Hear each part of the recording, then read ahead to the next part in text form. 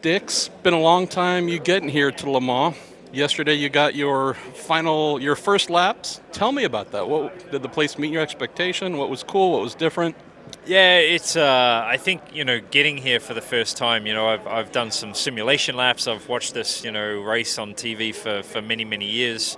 Um, but yeah, there's nothing quite like getting on track and getting out there. And I guess the hard part has been talking about it for so long. And the nice part was actually getting in the car and actually going out, doing an install lap and checking it all out. But yeah, man, it's a long track. It's a really long track. There's a lot of straights and some really cool corners. For me, Indianapolis and the Porsche curves are just amazing. And later on in the night when I got to run a little bit more, it was nice to get up to speed and enjoy the night time around here and a few laps. You're someone whose car control is legendary. This doesn't strike me as a place where you want to have to put those skills to use. Is that correct?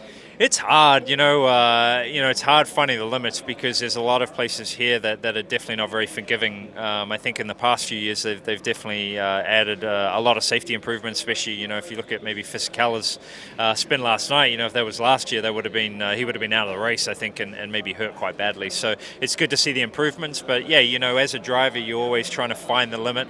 But at Le Mans here, there's definitely some areas where you need to be a little bit cautious, especially for your first time around. Tell me about 1,000 horsepower LMP1 hybrids, having to mingle with them wanting to get by, you needing to do your job.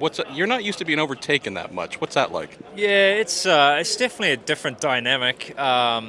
But I think the hardest part is definitely at night. The lights, that those guys have are just so bright, so it definitely blinds you a lot. I think with the mirrors, which makes it hard going into. Le Mans is not very well lit, which is part of what it is at this place, and makes it even more difficult once you get into those nighttime hours. But the closing speeds and the rate of acceleration they have, our top end speeds aren't that far off, maybe 20, 30 kilometers, which is not that big, but kind of through that, third gear, range for us, there may be 60, 70, maybe more kilometers faster. So that middle part of the straight, they're just lightning fast. And that's when you've got all those kinks, you've got all those crazy kinks that you're trying to get through on the straights. And that's where I think you see the biggest crashes throughout. But those cars look like a lot of fun, man. I hope one day I can go in one of those. Last question for you. So we've seen in IMSA for many years, when you get thrown in for a double stint, triple stint, throw you in a car for a couple hours, you can have some fun. Are you looking forward to that here in the race, being able to not just do a couple laps in practice, but actually sink your teeth in and attack?